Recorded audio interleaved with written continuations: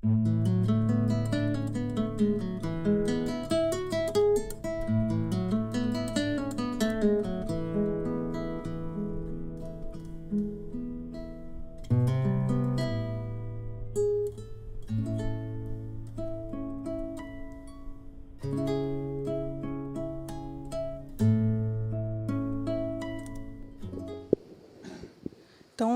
vamos dar início aqui à última sessão, né?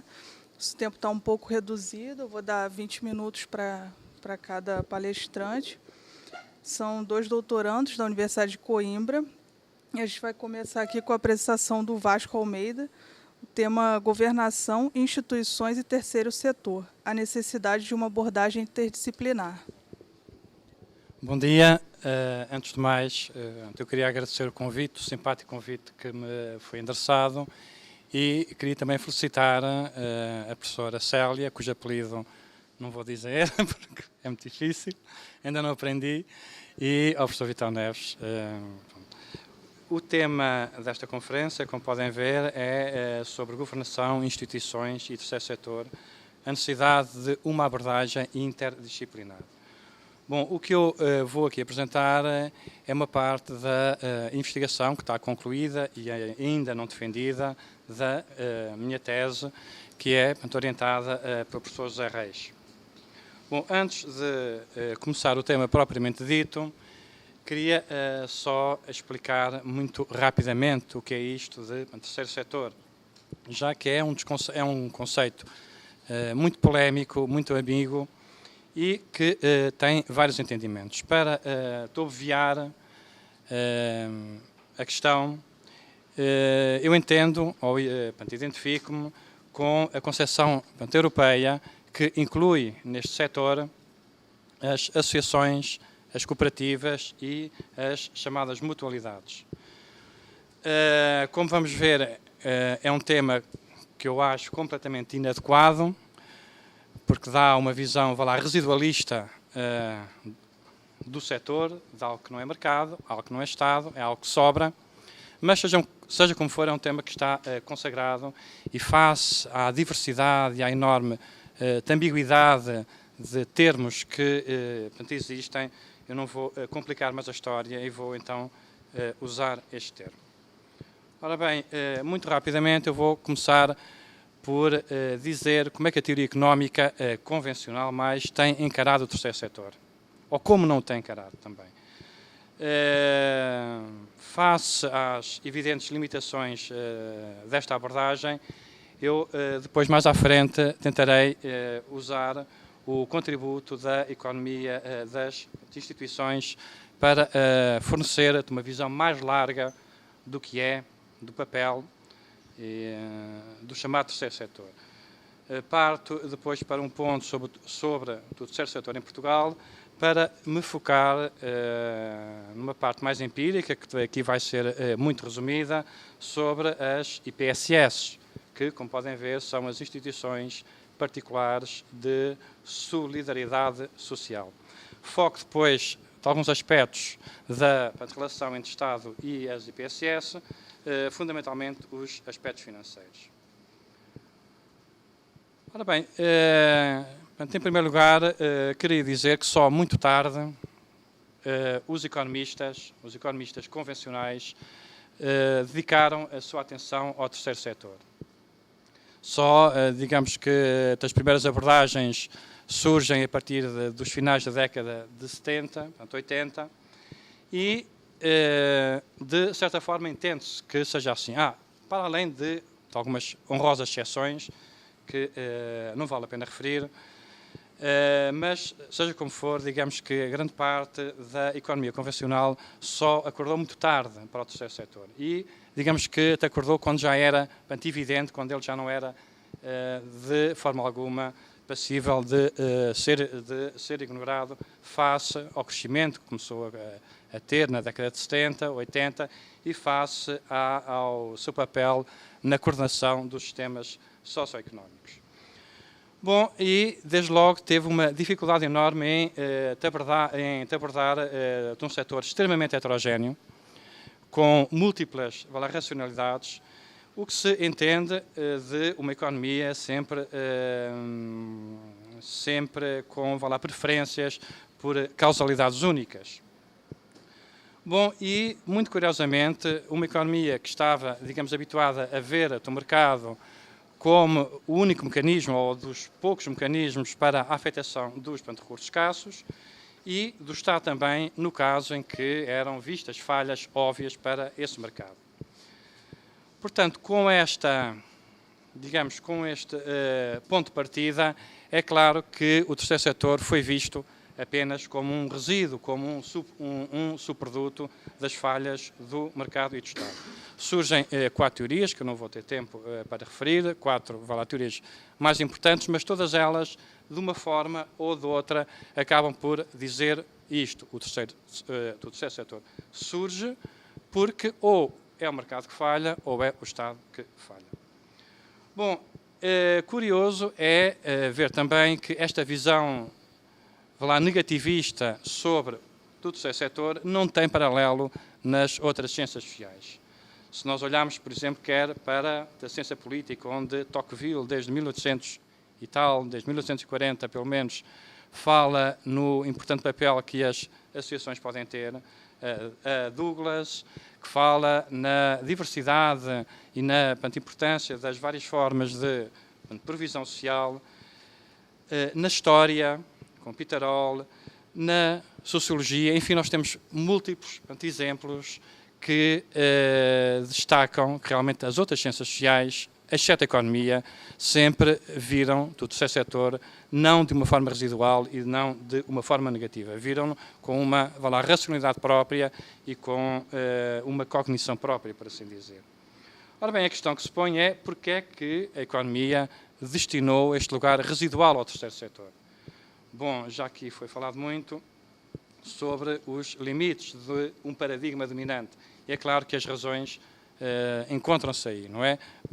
Portanto, basicamente, na ideia que todos os fenómenos sociais têm que ser explicados com referência ao indivíduo e na hipótese que os indivíduos maximizam a sua satisfação.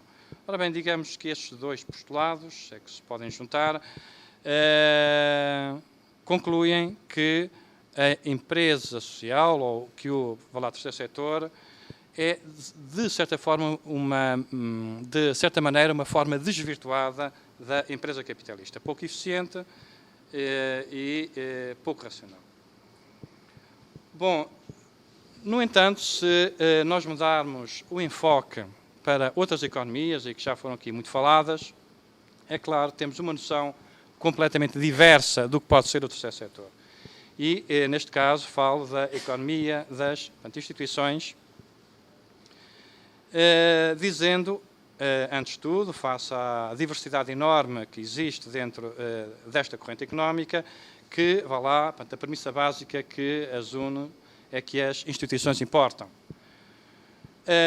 Uso aqui uma concepção ampla do que são instituições, ampla, o que não quer dizer que não seja polémica, como conjunto de regras, normas, valores, convenções e hábitos, e digamos que a polémica pode estar aqui, incluir ou não incluir os hábitos, que é uma das fronteiras que divide o novo do velho ao institucionalismo, mas seja como for, é um conceito amplo, que já aqui foi falado, aliás, e que enquadram a vida coletiva.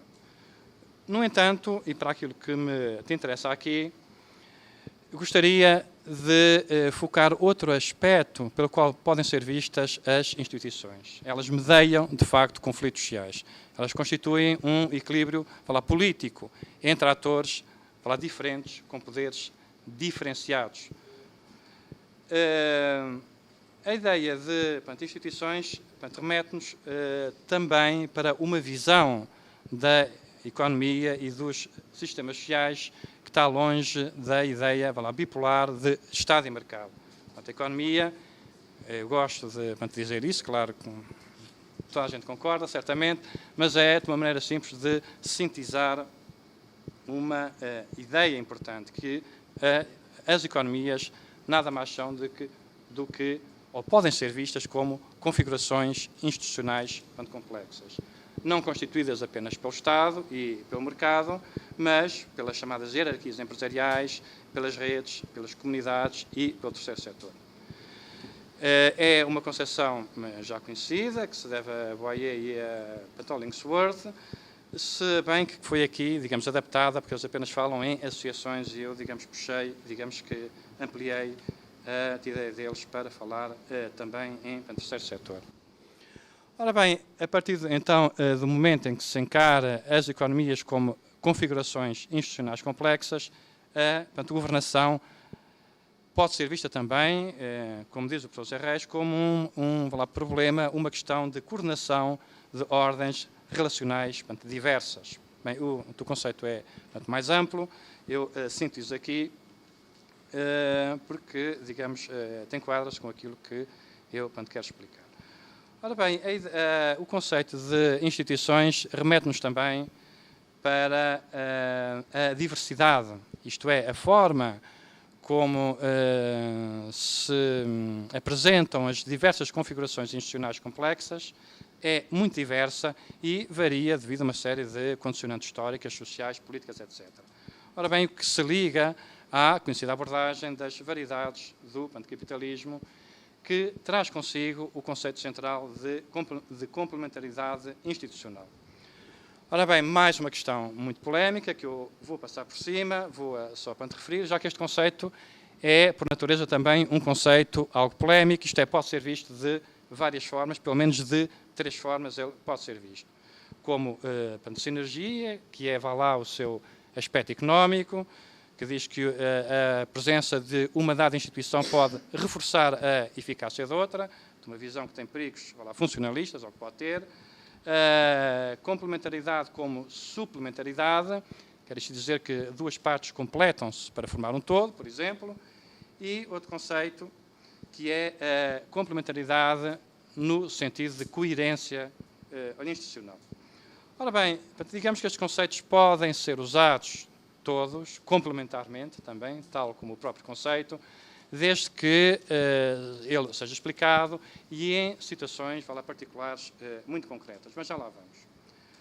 Ora bem, curiosamente, quando está a estudar o terceiro setor e quando se vá lá, procura, então, dentro deste quadro, digamos, identificar quais são os vários regimes possíveis, portanto, curiosamente, ou não é curiosamente, porque não é uma coincidência, mas é reconfortante ver que há uma coincidência muito grande entre as várias tipologias. Quer aquelas que se centram nos vários capitalismos, a de Amable, quer aquelas que se centram nos estados de providência, de Maurício Ferreira, podia estar aqui também Spinga Derson, bem com uma nuance, tal como aquelas que se identificam no chamado terceiro setor. Ora bem, aquilo que nós vemos é que estas várias abordagens acabam por identificar os mesmos regimes, praticamente.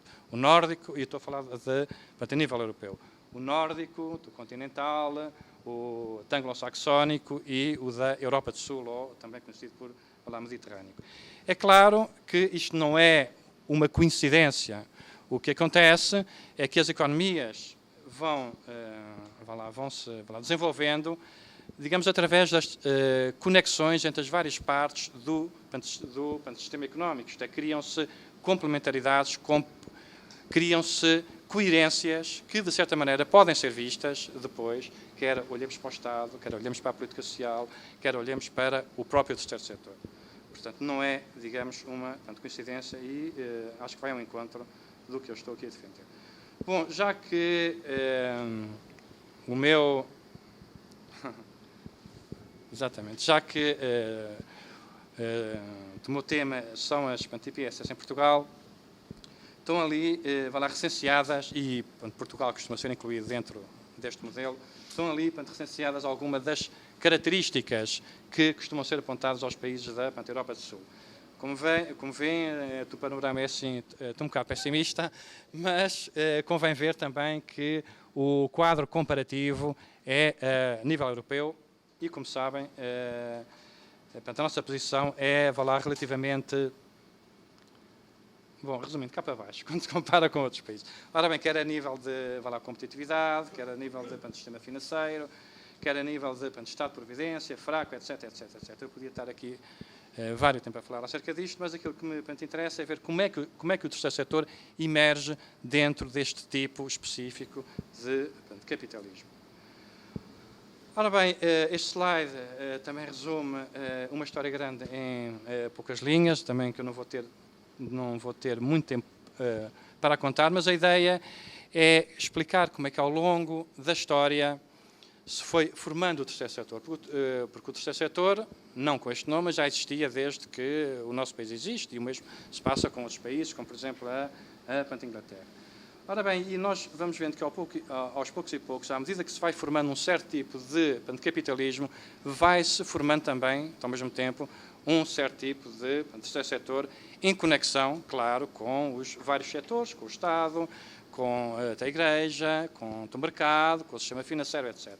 Portanto, digamos que o terceiro setor emerge dentro deste quadro. Uma característica que distingue o nosso terceiro setor de outros é, de facto, que ele cresceu com uma junção de Estado, Igreja e caridade. E caridade. Ora bem, isto é parte de um estudo, que não tenho aqui tempo para falar nele, mas é parte de um estudo que compara este trajeto com o trajeto inglês e como é que, comparando esses dois trajetos, nós vamos ter quer IPSS, quer as charities inglesas, com características muito diversas. Bom, eu só conto aqui a nossa parte, a parte portuguesa, mas aquilo que eu tento explicar é que as configurações que elas foram tendo têm, claro, a ver com o tipo de sistema capitalista onde se encontram embutidas. Bom, depois há aqui vários passos que marcam a nossa história e que marcam o terceiro setor português, como as primeiras instituições consideradas do terceiro setor, das misericórdias, passando pela filantropia religiosa, nós depois podemos falar acerca disto, pelas lutas liberais versus o absolutismo que acontece ao longo do século XIX, pelo facto de o sistema capitalista ter sido consolidado e de forma incipiente só nos meados do século XIX, muito mais tarde do que noutros países, como por exemplo a Inglaterra, pela forma como do movimento mutualista e das cooperativas surgem neste século XIX, pela ditadura que marca um importante período da nossa história, entre 1926 e 1948, entre 1926 e 1974, estava a confundir com os 48 anos que dura este período, com a democracia e, finalmente, com o novo papel que as IPSS vêm assumindo a partir da década de 90. Ora bem, e digamos que este processo histórico explica a aliança que nós hoje encontramos entre o terceiro setor, entre o Estado e entre a Igreja. Bom, muito rapidamente, então, para explicar o que é que são. Portanto, IPSS não são, digamos, não é uma natureza jurídica, é um estatuto que é concedido a certas organizações que perseguem certos fins sociais, ou perseguem certos fins sociais, como apoio a crianças e jovens, à família, à integração social, à proteção dos cidadãos, à saúde, à educação, à formação profissional e a certos problemas habitacionais. Ora bem, dentro deste mundo das IPSS, nós temos uma diversidade enorme de formas jurídicas muito diferentes, quer no momento em que surgem, quer nos elementos que as compõem, quer nas suas lógicas internas. Temos, de facto, uma grande variedade, digamos, agrupadas sob a forma de IPSS. Como é que as IPSS contratualizam com o Estado? Elas estão dentro do nosso sistema público de segurança social.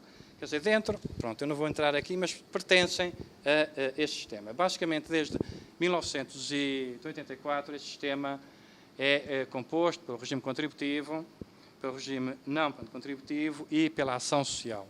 E as IPSS estão exatamente na ação social. Isto é, a ação social, basicamente, preenche as lacunas dos outros dois setores, do regime contributivo e do regime não contributivo.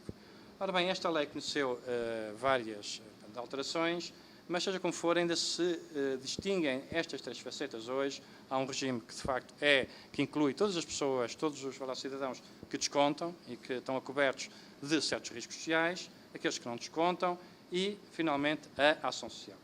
Ora bem, é na ação social que nós encontramos as IPSS. Aliás, cerca de 70 e tal % da ação social é assegurada no nosso país pelas IPSS. E a forma como elas contratualizam com o Estado é através de acordos que realizam com a Segurança Social. São, digamos, acordos, havia muito também a falar acerca disto, aliás, é difícil estar a resumir um capítulo inteiro em poucas palavras, mas basicamente elas estabelecem acordos que se renovam ano a ano, mas que são potencialmente eternos. Portanto, a não ser que algo corra mal, esses acordos são constantemente renovados. E são, encabeçados pelos chamados protocolos de cooperação. Ora bem, que são instrumentos que complementam os chamados acordos. E que são, digamos, assinados pelas uniões das TPSS. Nós temos 3 uniões, umas que, pronto, nós podemos ver isto depois, mas há várias uniões, e do Governo. Bom, e digamos, nesses acordos, que são acordos anuais, que são fixadas as comparticipações do Estado, que oscilam muito entre os 30% dos custos, 40%, para certas respostas sociais, como centros de dia, como centros de convívio, até 70% ou 80% dos custos, como é o caso dos lares para idosos. Ora bem, o que eu queria aqui chamar é que, se nós olharmos para esses valores, é extremamente discernir o que é que está atrás desses valores. Mas há 3 fatores que se destacam. E um deles, talvez dos mais importantes, para além dos custos, mas às vezes os custos ficam também um bocado esquecidos, isto é, o custo médio de cada resposta social. Aquilo que é muito visível é que muitas vezes os custos são fixados em função do poder das uniões das IPSS. E se nós olharmos para a evolução dos custos ao longo dos últimos 15 anos, ou mesmo 18 anos, o que nós vemos é que há uma época, na década de 90, em que as comparticipações do Estado são muito mais elevadas e que, neste momento, o seu crescimento é muito mais baixo. Isso deve-se, quanto a mim, a um poder fortíssimo que estas uniões tinham ao longo dos anos 90 e, digamos, um poder negocial menor que elas hoje têm. Ora bem, para além de, muitas vezes, estes valores serem indexados à taxa de inflação. Uma prova, de certa maneira, desta perca de importância do poder negocial é a questão do financiamento direto às famílias, que não existe ainda, mas que muitos creem que será a nova forma de financiar as IPSS. Isto é, enquanto que, até aqui é o Estado que tem financiado de uma forma direta cada instituição, consoante o número de utentes que tenham e consoante a resposta social, aquilo que está em estudo, mesmo contra a posição das IPSS, é financiar diretamente as famílias. Ora bem, e por aquilo que eu pude ver, falando com várias pessoas ligadas, quer do Governo, quer das várias confederações, tudo leva a crer que isto avance para a frente. Bom, esta rápida e breve análise que eu aqui fiz, pretende mostrar que realmente o terceiro setor não pode ser visto apenas, sim, como um subproduto das falhas do mercado e do Estado, mas sim como uma forma de governar, ou mesmo como mecanismo de governação dos sistemas sociais. Outra conclusão importante, aliás, isto é quase um resumo do que já foi atrás dito, é que as instituições não emergem voluntariamente ou espontaneamente através da interação voluntária entre agentes económicos que procuram maximizar a sua satisfação, mas sim através de um processo político que envolve uma relação de forças entre interesses bastante heterogéneos. Ora bem, outra conclusão importante é que a posição de cada setor institucional na hierarquia, por assim dizer-se, do poder, determina o processo de mudança que nós observamos quando estudamos as IPSS. Isso é consoante as relações de forças se alteram entre os vários parceiros sociais, nós temos então diferentes formas para financiar e para contratualizar com o Estado. Ora bem, e concluo dizendo que realmente por tudo aquilo que foi dito, que a economia por si só é completamente insuficiente para dar conta desta complexidade de relações que existem entre Estado e as IPSS, mas é também necessário, por tudo aquilo que foi dito, convocar a história, a sociologia e a ciência política. E é tudo. Obrigado.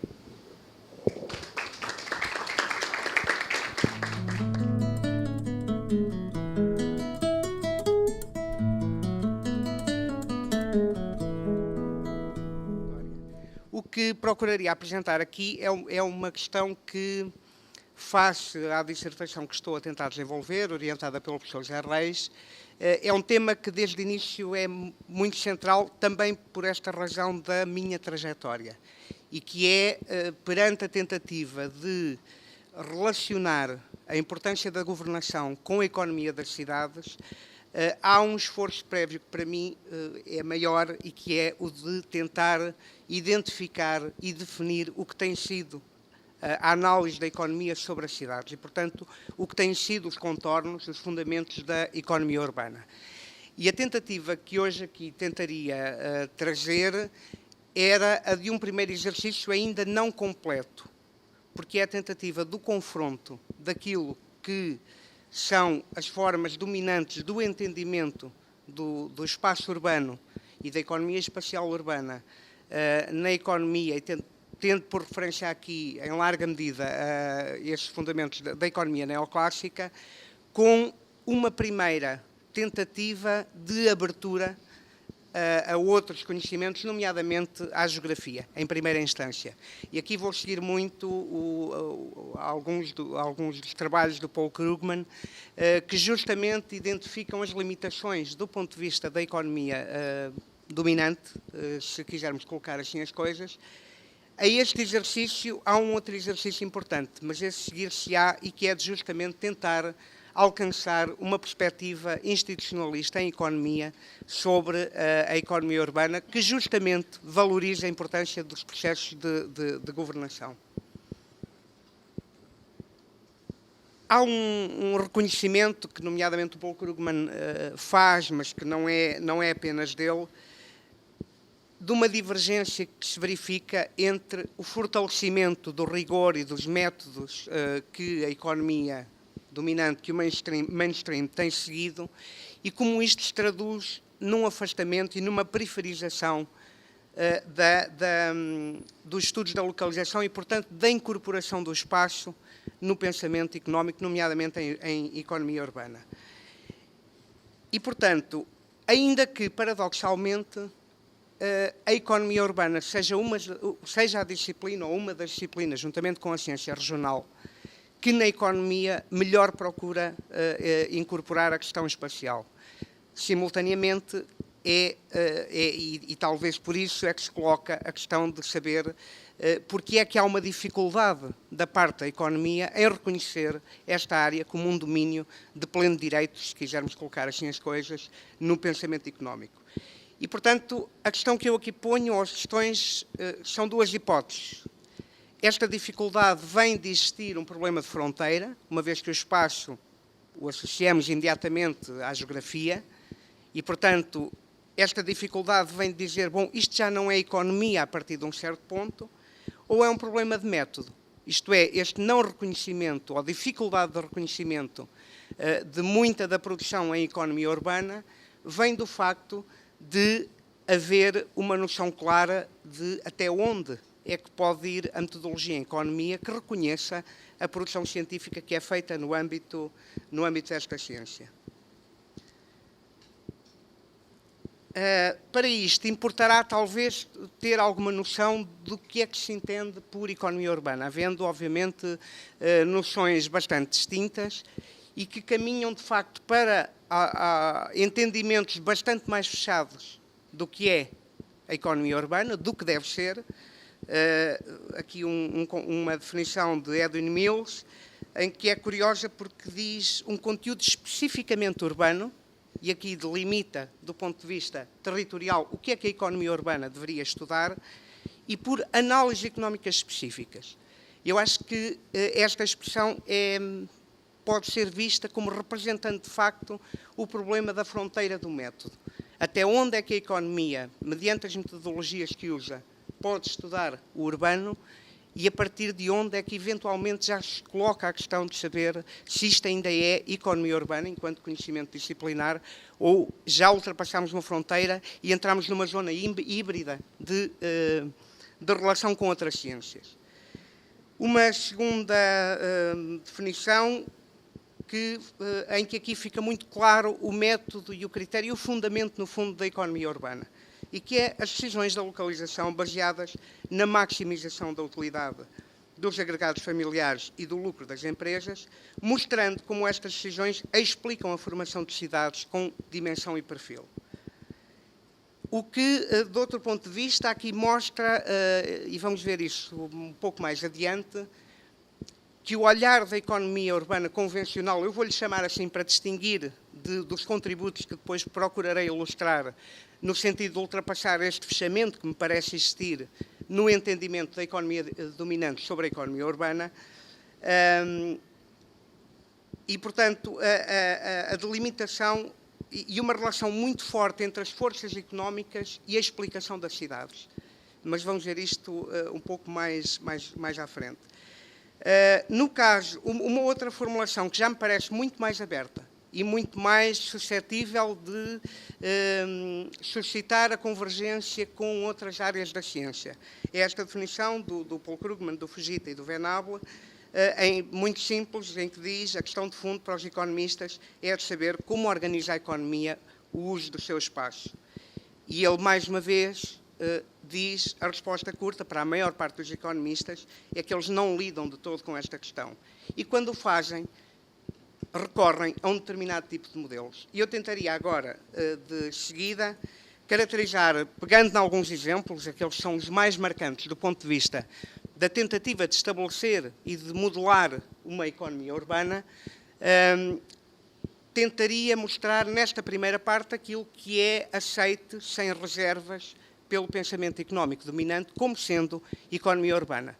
Porque quando entramos num conjunto de conceitos e de matérias que, do ponto de vista da metodologia de formalização, de modelização, de quantificação, não são obviamente tão claros, porque justamente eles procuram captar um conjunto de dimensões que escapam a esta análise, aí começamos a entrar na discussão de facto sobre se estamos ainda perante a economia urbana ou se já estamos a entrar em territórios de outras ciências. O modelo de von Thunen é fundamental, é talvez o primeiro marco da tentativa de explorar a relação entre a economia e o espaço. E ontem lembrei-me, quando a Ana estava a fazer a intervenção dela, justamente a focar a questão da maximização da utilidade para o indivíduo, que justamente um dos pressupostos do modelo von Thunen é este. Ou seja, aqueles anéis concêntricos que vão diferenciando as formas de produção e, portanto, o uso do solo em função da renda, resultam da ação dos indivíduos, que é racional e, portanto, seria um padrão espontâneo e, portanto, a organização do urbano e da área envolvente resultaria do somatório dessas ações individuais que são racionais. No caso do modelo de Alonso, no fundo, é uma transposição para o contexto urbano, porque no caso de Von Thunen, como sabem, temos uma cidade isolada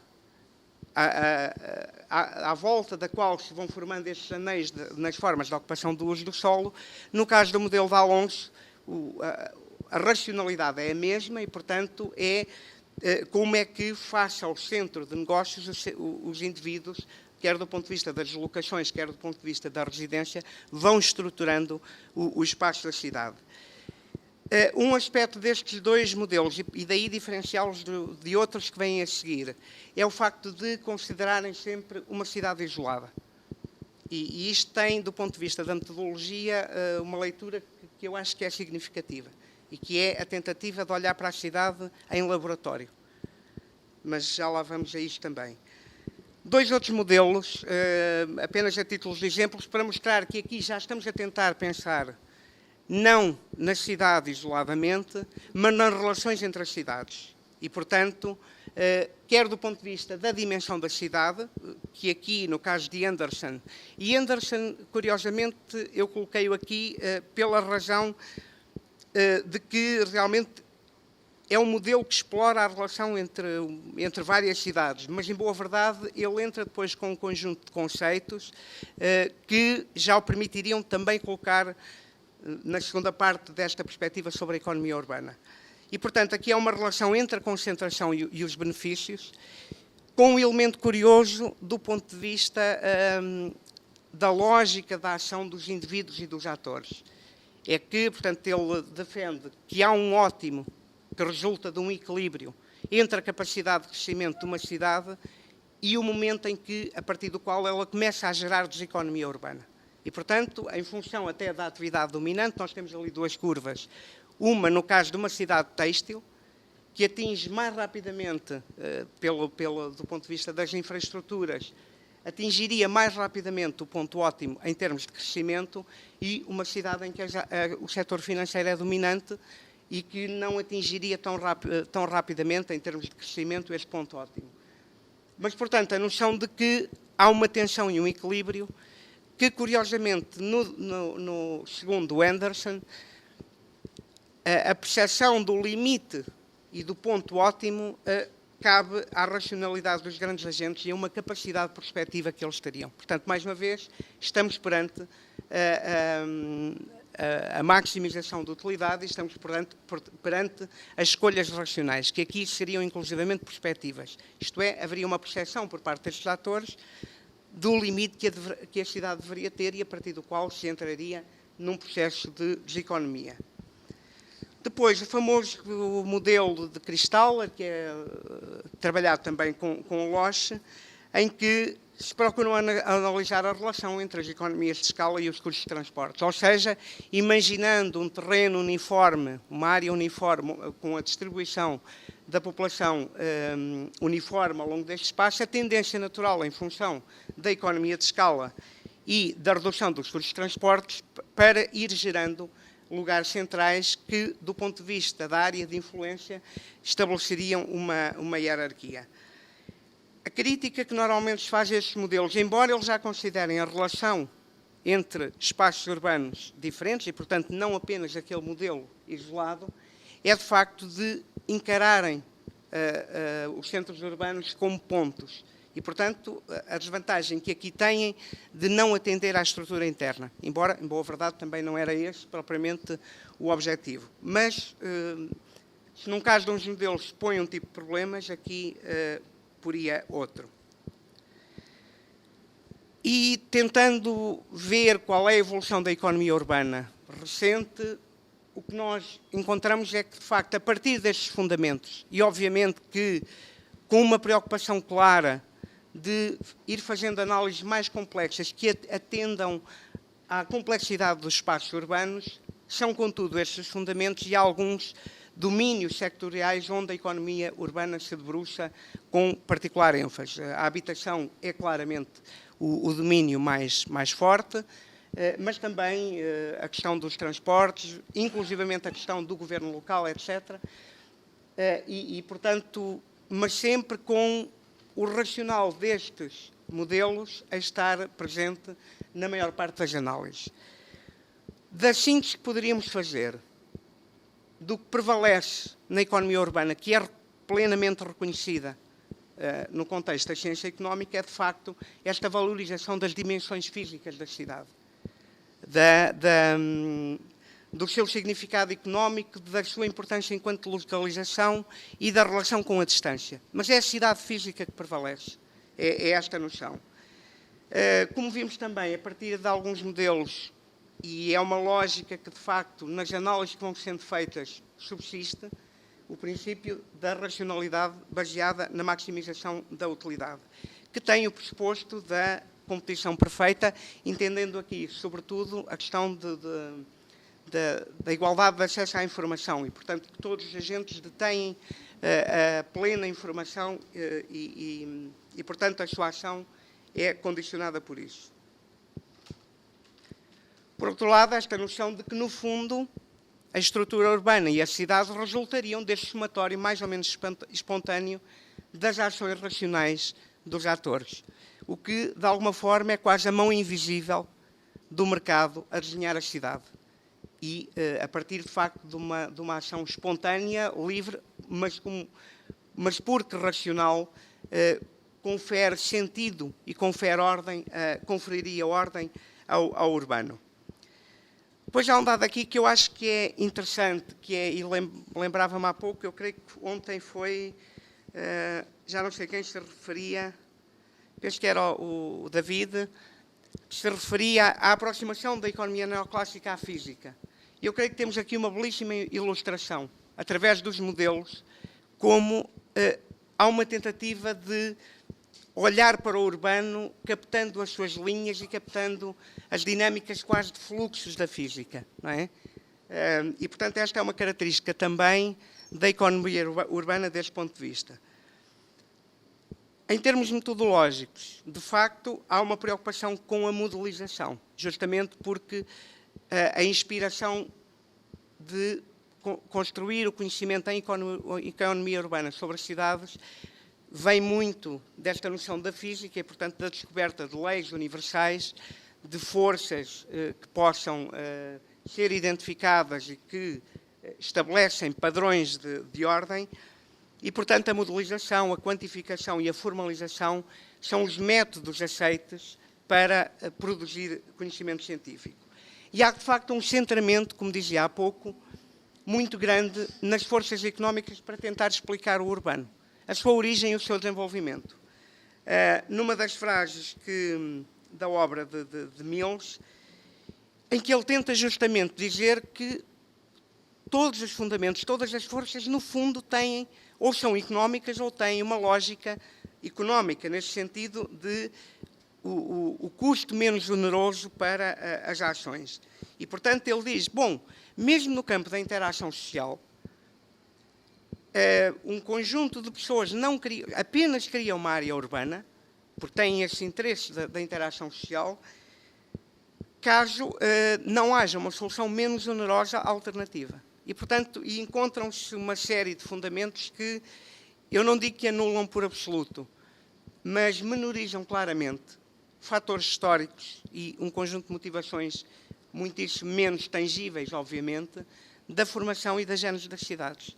E isto sente-se bem quando, na geografia, uma das preocupações que normalmente temos é de elencar a diferente natureza dos fatores que dão origem e que explicam o desenvolvimento de uma cidade. Aqui, o racional económico, quer direto, quer indireto, parece ser, de facto, às vezes, muito significativo. Voltando, e agora tentando, então, entrar num conjunto de contributos, porventura ainda não muito arrumados, confesso, são os mais exigentes para mim, porque são aqueles que me obrigam a compreender um conjunto de conceitos da economia, que provavelmente alguns não os formularei da forma correta, e desde já agradeço que me corrijam, mas, portanto, este é o segundo passo, que é partindo desta caracterização do que é o entendimento da economia urbana do ponto de vista da corrente dominante. Um segundo passo é, não avançando ainda para uma perspectiva institucionalista sobre a economia urbana, e esse é o objetivo final, e aí creio eu, são ainda mais incontornáveis os diálogos com as outras ciências, nomeadamente com a geografia, com a sociologia, com a ciência política, mas tentando ver como é que um pé dentro destas correntes dominantes, um pé já fora, há um conjunto de contributos que, de facto, podem robustecer muito a compreensão e o modo como a economia urbana pode tentar encarar as cidades. Olhando aqui para uma citação do Krugman, novamente, a rejeição das questões espaciais em economia emerge, na maior parte dos casos, de um problema simples. Como pensar sobre a estrutura de mercado? E é a partir deste conceito que ele vai tentar agregar um conjunto de noções que, segundo ele, explicam porque é que o entendimento económico sobre as cidades deve, obviamente, ser outro que não se resuma a esta noção espacial. E que levará, obviamente, e veremos isso, a incorporar um conjunto de lógicas e de racionalidades do urbano que não se restringem a esta noção da maximização de utilidade. Mais uma vez, ele coloca o dedo na ferida, numa frase que eu acho que é muito clara, sobre as limitações deste entendimento da economia urbana, que é: gostamos de explicar o mundo em termos ou forças que sabemos como modelar, não em termos em que não sabemos. E um esforço que é muito nítido no trabalho dele sobre economia espacial e economia urbana é a tentativa, de facto, de, através de formas cada vez mais sofisticadas, de tentar modelar, sem contudo deixar de incorporar também outros elementos que escapam a esta lógica metodológica da modelização. E há um conceito que é central para ele, aliás, um deles é a concentração. Aquilo que une a questão do espaço com a questão da economia é a concentração. E as cidades são disto um eloquente exemplo. E é a concentração que permite ultrapassar a noção de um espaço que é mero suporte das atividades.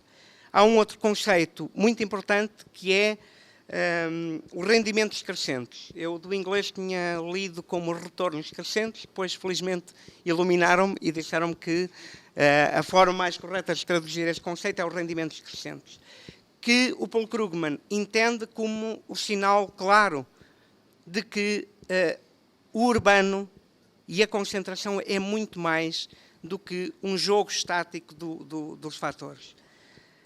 E, portanto, nos rendimentos crescentes, ilustram, de facto, a importância... 5 minutos, ok. Os rendimentos crescentes, de facto, permitem explicar porque é que a compreensão da cidade tem que incluir uma dimensão muito importante que... já está. É a dimensão da trajetória também. Eu faço aqui uma alusão, porque o Krugman a faz igualmente,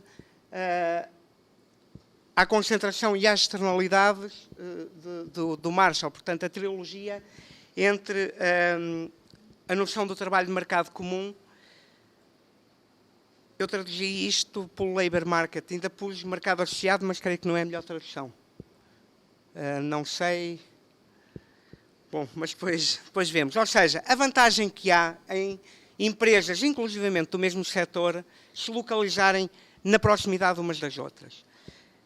Por outro lado, a noção de que, não só pelas vantagens que têm entre si, e isto é o terceiro elemento também da informação e do conhecimento, dos spillovers, mas igualmente pelo facto de beneficiarem do contexto urbano e, portanto, do acesso a um conjunto de inputs que favorecem, obviamente, a sua atividade. O que me chamou a atenção deste ponto de vista é o que está subjacente do ponto de vista do comportamento dos agentes. E já não é propriamente a racionalidade baseada na eficiência máxima. Ou seja, há uma interação que não necessariamente passa por estes critérios. No caso deste ponto da economia da aglomeração, eu vou fazer uma transgressão relativamente ao que há pouco disse, ou seja, que não ia pegar, porque de facto ainda requer trabalho e portanto ainda requer uma clarificação de ideias, a noção de economias de aglomeração.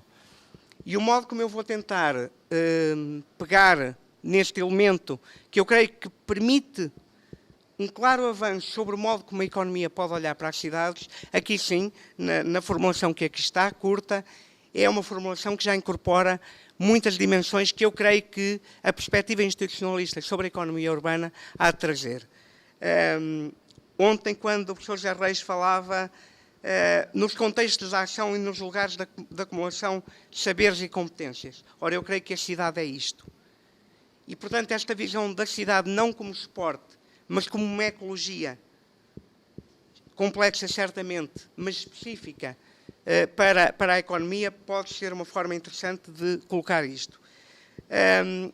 Um elemento que normalmente é rejeitado, e encontrei um exemplo disso, que é os recursos, nomeadamente os recursos públicos, no sentido económico, que podem favorecer ou não o desenvolvimento económico. E uma das rejeições que é feita a isto é que apenas se pode pensar nas externalidades económicas dentro da empresa. Eu, se bem percebi, o conceito era este, ou seja, que no fundo não há externalidades que contem para a economia que não sejam constituídas na própria atividade da empresa. Mas eu tenho que clarificar melhor este conceito. Bom, mas as economias de aglomeração, sem dúvida nenhuma, são, e parecem-me ser, o ponto que permite olhar para a importância da textura institucional das instituições nos seus múltiplos significados, nas dimensões imateriais com relevância para a economia das cidades também, e a dimensão temporal, que é igualmente importante, e que é olhar para a cidade simultaneamente como um percurso e como um projeto. De forma muito breve, para terminar, o Paul Krugman, nomeadamente, chama também a atenção, e opondo-se aqui à racionalidade que está subjacente àquele quadro da economia urbana mais rígido, à importância do imprevisto e do desenvolvimento das cidades como um processo cumulativo. E, ao mesmo tempo, sendo um processo cumulativo, como algo que provoca uma inscrição forte dos processos económicos e dos processos urbanos no espaço, o que lhes dá, segundo ele, uma força profundamente conservadora. Ou seja, se seria de presumir, a partir daquela visão mecânica dos processos económicos urbanos, de uma alteração, de uma mutação permanente da cidade em função da alteração dos fatores e do comportamento dos indivíduos, o Krugman defende que os processos cumulativos ganham, de facto, uma solidez, que não é, obviamente, inalterável, mas permitem compreender como os espaços urbanos, do ponto de vista económico, são muito mais sólidos e muito mais enraizados do que sistemas relativamente vulneráveis à alteração de equilíbrios. Por último, e que é um claro contraste com a noção da maximização da utilidade, a importância do comportamento dos agentes, derivando não propriamente de uma racionalidade económica objetiva, mas que inclui também as suas expectativas, e expectativas essas que não são necessariamente racionais. Bom, para terminar, a ideia de que as cidades são, de facto, objetos muito complexos para qualquer ciência, obviamente, e que, sendo muito complexos, requerem, certamente, não só a convergência de análise de diferentes disciplinas, diferentes ciências, mas requerem também metodologias e abordagens muito diferentes. Aquilo que parece podermos concluir por uma análise da economia urbana no seu perfil mais convencional é de que há uma dificuldade, quer para aceitar metodologias e formas de entendimento da economia das cidades que escapem às lógicas da formalização, da modelização, e, por outro, uma dificuldade em, através, nomeadamente do diálogo com as outras ciências, reconhecer um conjunto de dimensões impressionantes, dimensões importantes hoje para pensar a economia das cidades.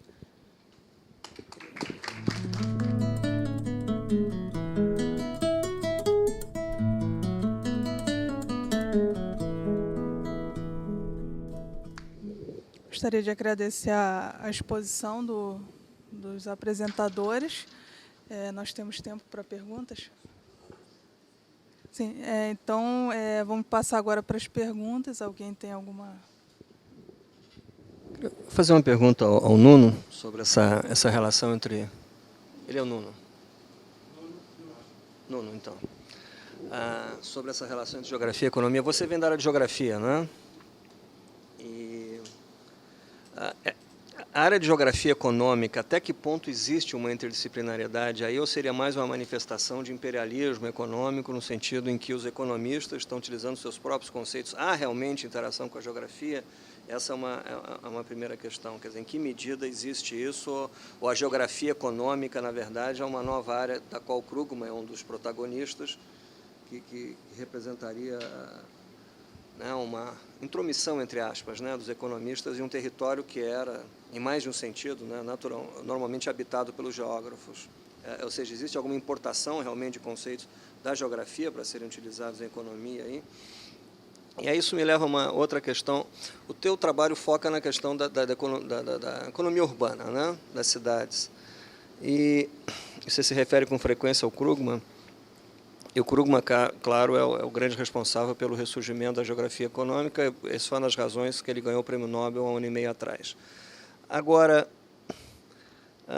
me parece que a contribuição, o interesse principal dele é quanto às implicações da teoria da localização para a relação econômica entre regiões distintas, ou seja, fundamentalmente o comércio internacional, né? Então, as implicações da geografia econômica para trade, né? Para a teoria do comércio internacional.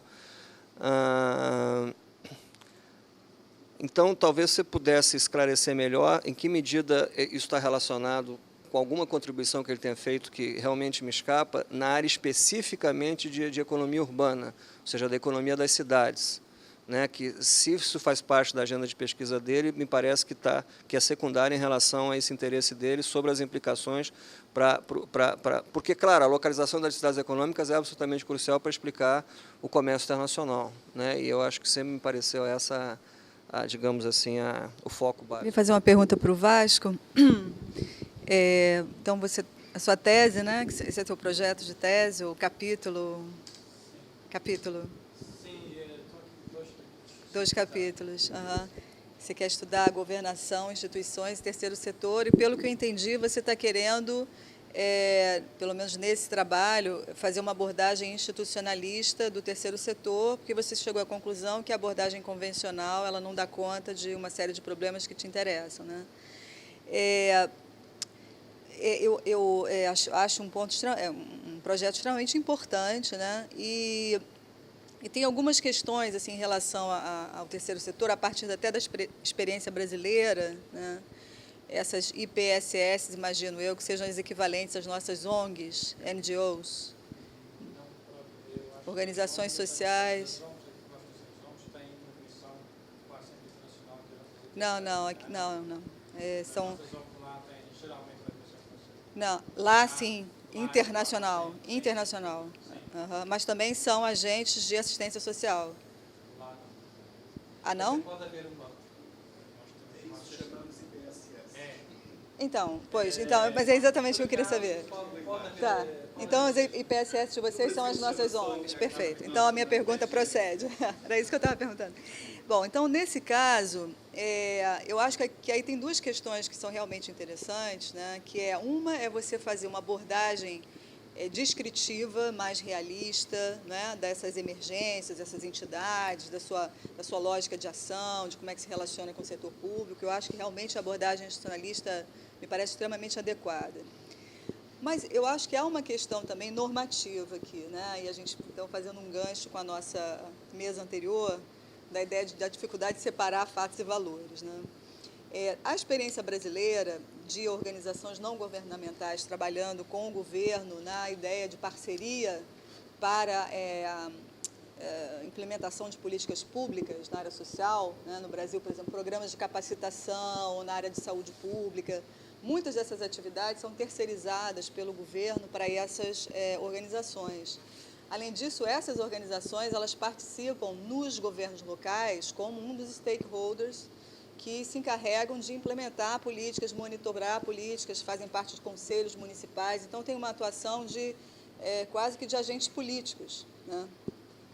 Então, tem uma série de questões interessantes, que são as questões normativas, né, relacionadas a isso. A questão da legitimidade da ação dessas organizações, do ponto de vista da representatividade delas em relação aos segmentos cujas demandas elas vocalizam, né?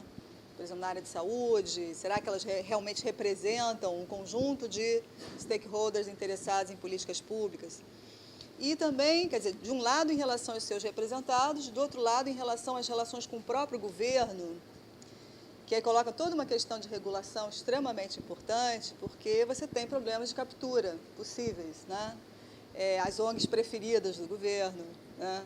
Ou formas indiretas, né, do governo passar recursos para grupos de interesse que o apoiam em outras dimensões, e que você tem uma legislação que permite fazer isso, porque esses grupos se apresentam como os que implementam políticas públicas. Então, tem uma discussão que eu acho que é bastante interessante, quer dizer, além da descrição da atividade, é um pouco refletir sobre, assim, um pouco normativamente, valorativamente, sobre a legitimidade da atuação dessas entidades, do ponto de vista tanto da sua representação, né, assim, quão legitimamente elas representam os seus representados, e do ponto de vista das relações com o governo, que nível que se poderia representar, de captura ou relações clientelísticas. Eu não sei se você vai abordar esses aspectos também na sua tese. Eu queria fazer uns comentários, mas eu queria deixar claro que são comentários de curioso. Quer dizer, embora eu tenha estudado muito o Marshall, eu não tenho experiência de trabalho em desenvolvimento regional. Então, é mais assim algumas impressões que foram despertadas pela tua exposição. Eu não sei se eu entendi bem, se está ainda um pouco no começo do trabalho ou já estão... Tá? Não sei. Eu queria fazer algumas considerações. Olhando a tua exposição, me pareceu que você fala muito de desenvolvimento regional e me pareceu que cidade e desenvolvimento regional estão se confundindo. Eu não sou especialista, tá? Então pode ser até que isso esteja colocado dessa maneira na literatura. Se a gente olhar a cidade na história, ela tem uma especificidade maior do que a questão do desenvolvimento regional, né? Então, se olhar numa perspectiva mais longa, a cidade ela é mais do que uma concentração populacional, ela é uma concentração de atividades diferentes do campo. Então, você pode ter desenvolvimento regional, localização, desenvolvimento, e aquilo não ser uma questão urbana, propriamente. Então, isso aqui é uma observação de leigo, né? Então, eu fico pensando que se você trata de cidades, eu gostaria de ver um pouco mais de especificidade na questão urbana, diferenciando da questão do desenvolvimento regional.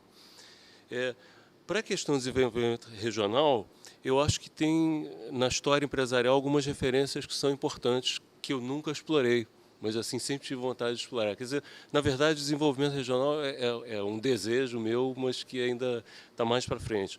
Mas eu me lembro, por exemplo, do Sidney Pollard fazendo uma proposição de que se a gente de que uma perspectiva de industrialização, por exemplo, no século XIX interessante, não é da industrialização de casos nacionais, mas assim da industrialização regional.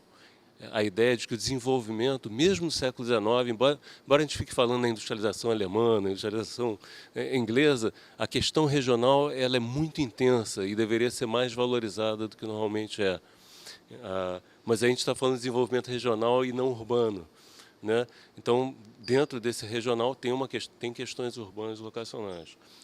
E uma outra referência que eu acho interessante, mas também é para desenvolvimento regional, é a questão da grande empresa e do desenvolvimento local, que é uma oposição, né?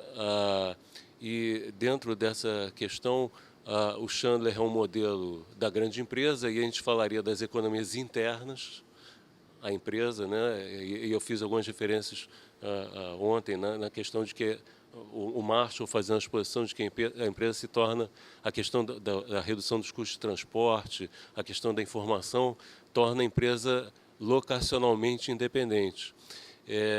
Mas existem outros historiadores de empresa, e eu acho que talvez de mais relevo seja o Philip Scranton, Scranton, que insiste que, mesmo no período valorizado pelo Chandler, de industrialização americana, há um importante fenômeno de desenvolvimento industrial local nos Estados Unidos.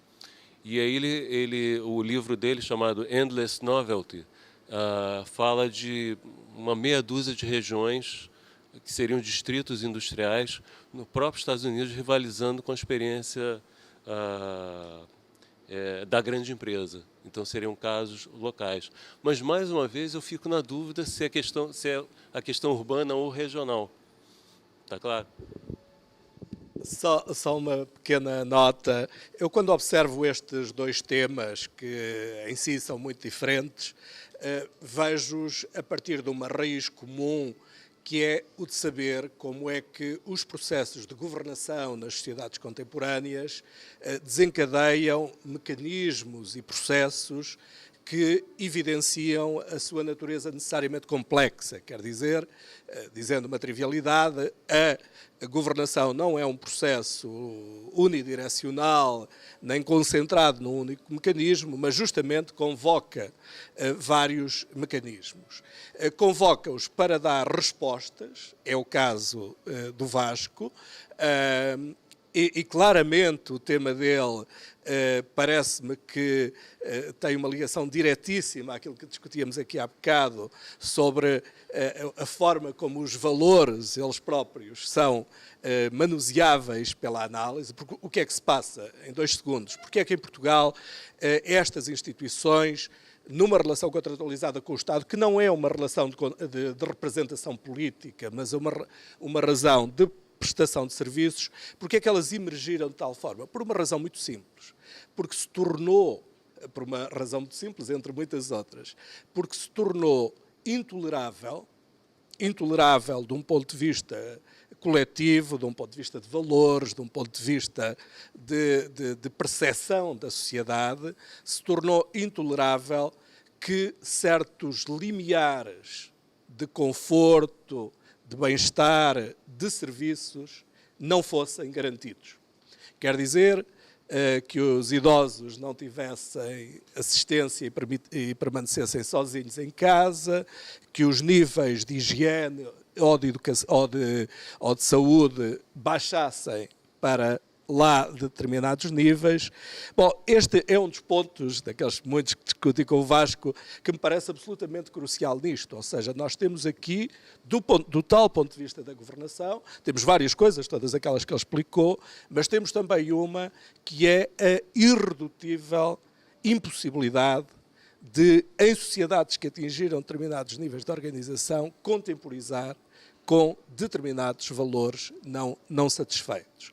E, portanto, a governação aqui tem a ver com respostas e tem a ver com valores e, portanto, mobiliza mecanismos diversos. E, no caso das cidades, a governação urbana, que é talvez o outro ponto não falado aqui ainda pelo Nuno, a governação urbana é também uma forma, quer de interpretar processos, que são processos espaciais, mas que são processos de concentração, como diria o Krugman, concentração de mercados de trabalho, rendimentos crescentes, etc. Mas também, portanto, e desse ponto de vista, a governação a identificar processos que são coletivos, que são espacialmente diferenciados e que, entretanto, vai desencadear respostas, que são, afinal, as respostas da diferenciação urbana. Porque é que as cidades são diferentes umas das outras. Mas, repito, realmente, eu não sei se eles, os dois, partilham esta visão neste momento, mas eu creio que, de facto, a raiz principal, porventura, junta os dois ali naquela mesa, é um exercício de esclarecimento de como é que os processos de governação em sociedades mais ou menos complexas, se vão estruturando. E esse, como digo, seja IPSS, ou seja, cidades admitem esta leitura, eu não sei se eles estão de acordo comigo, mas já dirão. Eu concordo completamente e te agradeço porque já está uma grande parte da resposta, possivelmente toda, dada à professora Célia. Pronto, a minha tese já está concluída. Estava a dizer que o professor José Regis deu, acho que já grande parte da resposta. Mesmo assim, queria dizer que a tese que está concluída, de maneira que já não há nada a alterar, para o bem e para o mal. Não, mas e que não é uma tese normativa no sentido, eu não me interrogo, claro que estão lá os valores, claro que aquilo está cheio de valores e ideologia, não é? Mas eu não me te interrogo sobre se esta forma de governação é ou não adequada, sobre se elas são legítimas ou não. Só queria também explicar uma coisa. Elas, de facto, as IPSS gerem equipamentos sociais. Isto é, qualquer um de nós pode formar uma IPSS. Nós formamos uma associação, estamos numa dada zona, por exemplo, onde há idosos que necessitam de certos cuidados. Te apresentamos uma candidatura à Segurança Social, temos que cumprir com uma quantidade de condições, sobre estatutos, órgãos, equipamentos, etc., etc.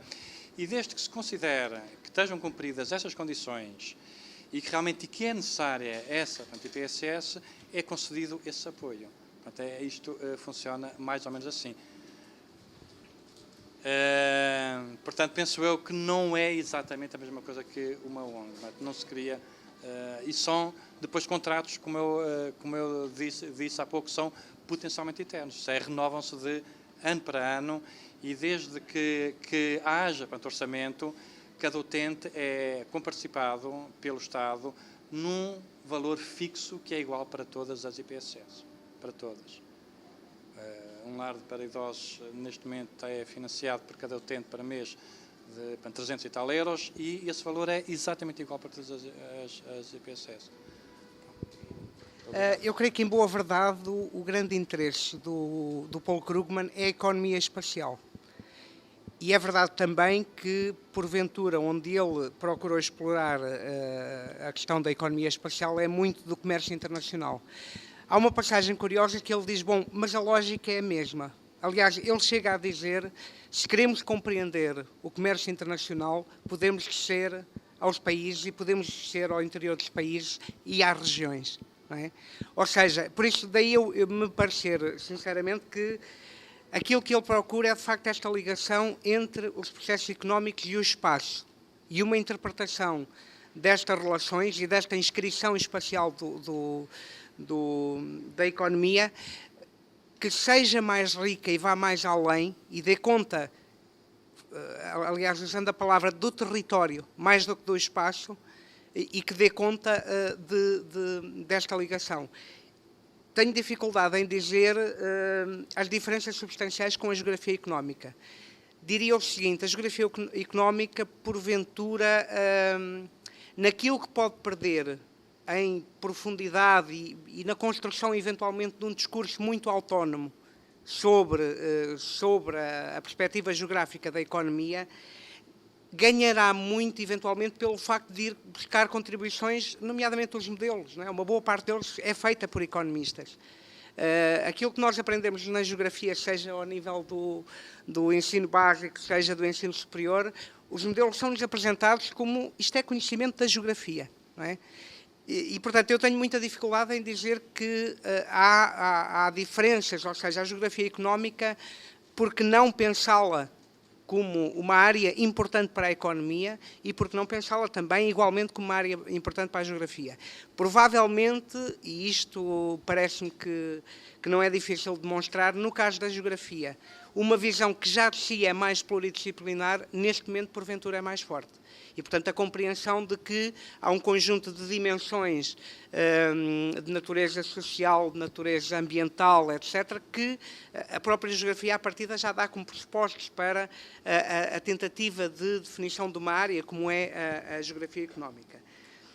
Em relação à questão e juntando aqui as duas questões da governação e do desenvolvimento regional, eu confesso que admito que possa parecer que... E fiquei até um pouco surpreso, porque admito, de facto, que pela forma como construí a exposição, haja esta dúvida sobre, bom, mas são cidades ou é o desenvolvimento regional? Sendo que a separação em absoluto também não me parece inteiramente válida, estaríamos, porventura, a cair no mesmo erro de retirar a cidade da sua área envolvente. Obviamente que não é isso também. Obviamente que a governação das cidades passa muito pela capacidade de articulações entre espaços urbanos contíguos, não é? Mas, porventura, esta noção vem muito do ponto em concreto que eu aqui procurei tratar hoje, e que é conhecer quais são as grandes linhas, quais são os grandes temas até hoje desenvolvidos pela economia urbana, o que é valorizado, quer do ponto de vista dos temas, quer do ponto de vista do método, para, de algum modo, perceber quais são as limitações e o que é que obriga a considerar, nomeadamente no diálogo com outras ciências, uma perspectiva que não fique tão presa a essa concepção e a esses métodos, e caminhar depois para uma perspectiva institucionalista, onde efetivamente é o processo da governação que muito conta.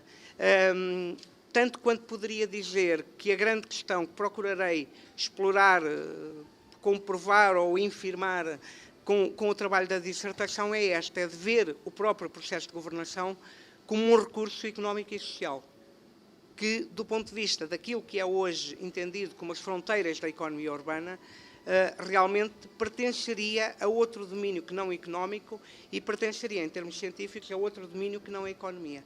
E, portanto, o objetivo final é isto, é também olhar para a governação na sua relação com os processos económicos das cidades como um próprio recurso mobilizável, eventualmente tão válido como aqueles que, de forma mais imediata, a economia reconhece na economia das cidades.